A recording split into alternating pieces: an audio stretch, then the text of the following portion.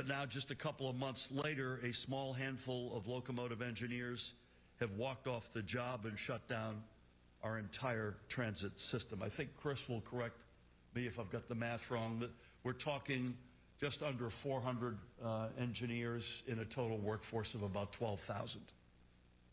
It is frankly a mess of their own making, and it is a slap in the face of every commuter and worker who relies on NJ Transit.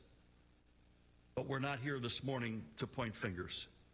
We are here to demonstrate that our administration remains ready to get NJ Transit back to full speed and to provide the BLET's members their hard-earned raises.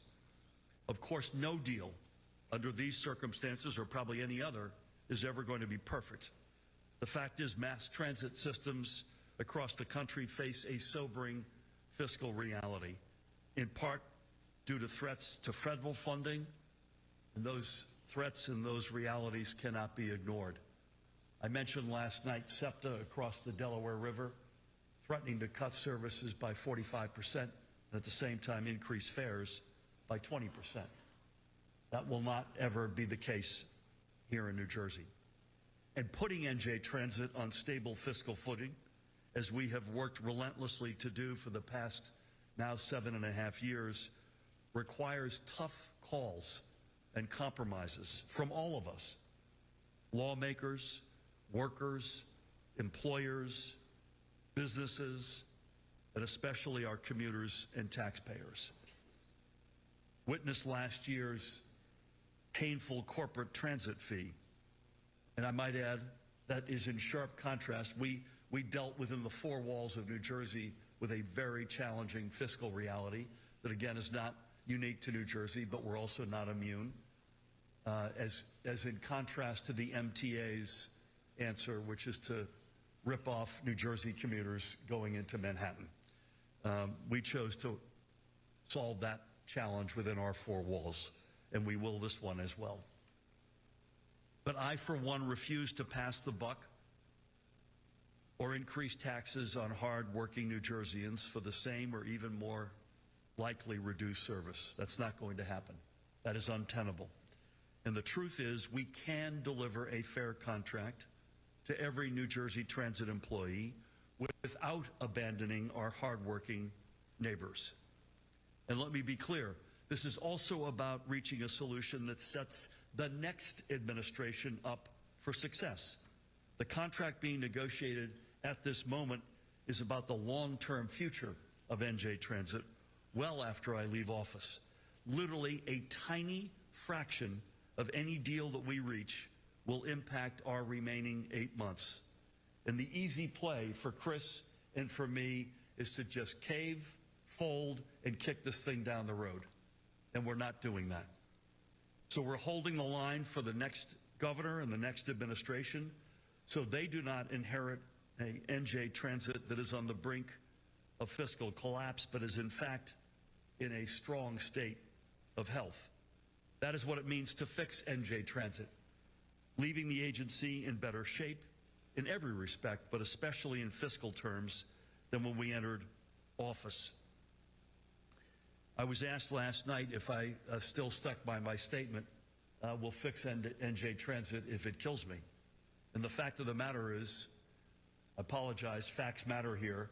That's exactly what we've been doing for the past 7+ years, and especially over the past 5 or 6 months since Chris has been at the helm. The stance that we're taking to get a fair deal for our workers and not blow up NJ Transit's finances is exactly a central tenet in fixing NJ Transit. If you look at our on-time performance, I should have put an asterisk on my commitment, but for the fact of what Amtrak is up to.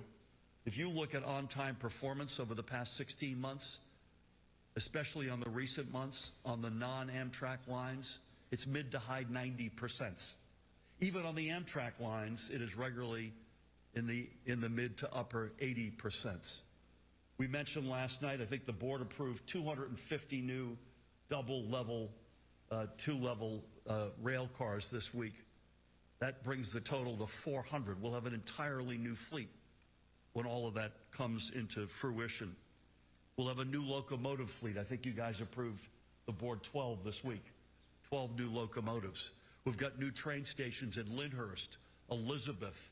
The Portal North Bridge is nearing completion. Many other stations. The facts, I apologize, let's not let the facts get in the way. We've had bumps in the road. Last summer, particularly last June, was unacceptable. This is a bump in the road. Chris will walk you through how we're dealing with it. But the trajectory is undeniable. And again, I wish Amtrak could punch at their weight, and the trajectory would be even more compelling.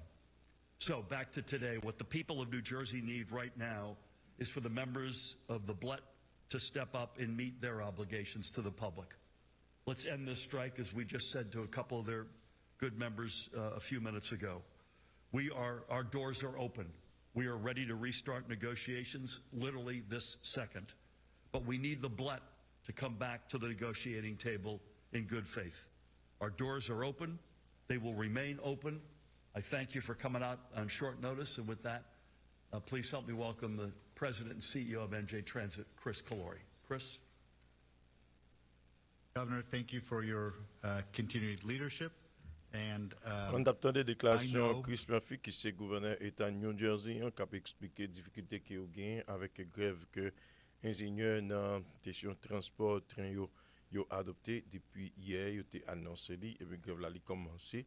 Je dis la situation peut être un petit peu compliquée pour le transport en commun dans la commune New Jersey qui au même ingénieur Sao qui t'a touché environ $113,000 l'an, yo exigé une bagatelle somme de $170,000 pour le moment, environ $50,000 augmentation sous salaire que you t'a recevoir.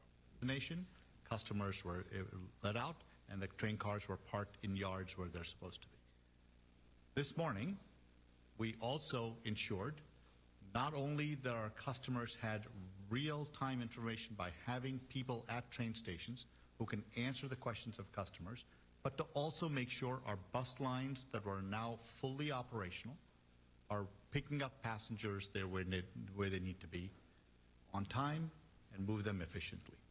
There are a couple of lines where we have seen some overcrowding, not to a point where people have been standing in lines, but we have been able to resource those lines properly to make sure, again, we handle the volume that is out there. That is important because this goes to a bit of what the governor talked about. He said from the very beginning, he hopes for the best, but what? That we're planning for the worst. That is what we're doing, and we intend to do it. Our promise to our customers is we understand this is not where you want it to be either, but my job at the governor's direction is to make sure we solve problems as they appear. That is my commitment. And we will do that today, we'll do that tonight, we'll do that every day the union decides to be on strike. That is our commitment. Second, I want to pivot to this issue the governor talked about, which is very, very important, and let me try to contextualize it this way. Just a couple of weeks ago, a national newspaper said that transit agencies around the country are in a financial death spiral. These are their words. It was in the headline. What does that mean?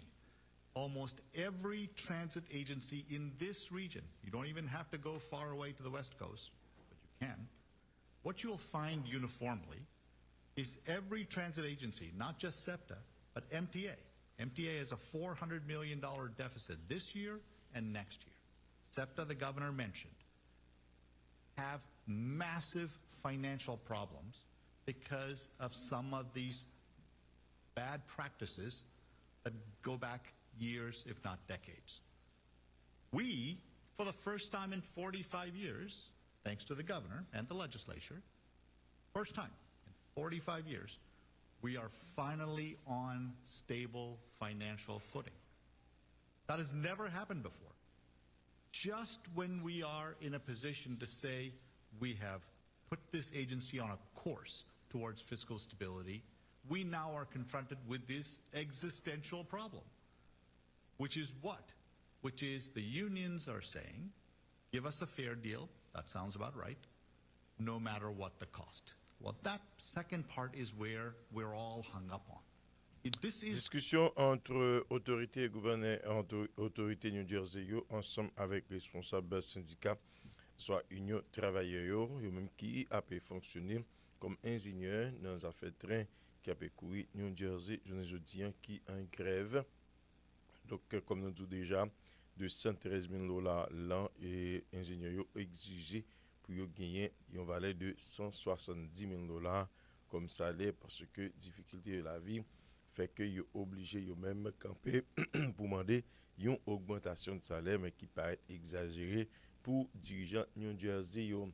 N'a faut connaître que gagne kounya là juge dans la cour Wisconsin que autorité était arrêtée dit que l'État bloqué travail responsable immigration t'a fait dans arrêté yon illégal qui était dans côte là et bien manzé li deny toute responsabilité toute implication il dit que il pas coupable de ça avec continuer faire chemin entre-temps pendant qu'il a poussé mettre de en quantité de monde qui a vivre pas ici ben faut connaître que autorité yo recevoir 59 migrants qui sortent dans le pays africain du Sud et moun sa entré dans le pays des États-Unis avec tout bénéfice que yo doit joindre. Chef l'État qui était à partir du mois d'avril passé a annoncé un tel projet sous demande Elon Musk qui te fait comprendre que la population blanche l'a souffert en Afrique du Sud, a décidé pour le voler au secours.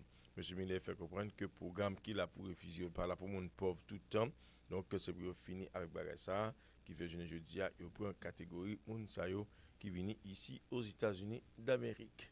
Le basketball équipe Oklahoma Thunder a été incapable hier soir pour fermer chapitre de demi-finale dans ce qui concerne la saison NBA année là lorsque l'équipe a tombé devant formation Denver 107 contre 119. Donc c'était moi qu'on l'a joué entre équipe Oklahoma ensemble avec formation Denver alors que nous assurons après l'ouest que il était capable d'augmenter chance pour le rester dans la phase finale compétition toujours s'il est arrivé battre l'équipe New York là ça veut faire que Boston a exigé pour gagner une 7e rencontre s'il t'a fait victoire à ce Metz. Autrement, l'équipe New York là a tout fermé chapitre là qui pourra le faire rencontrer formation Indiana dans la conférence Isla pour finale compétition NBA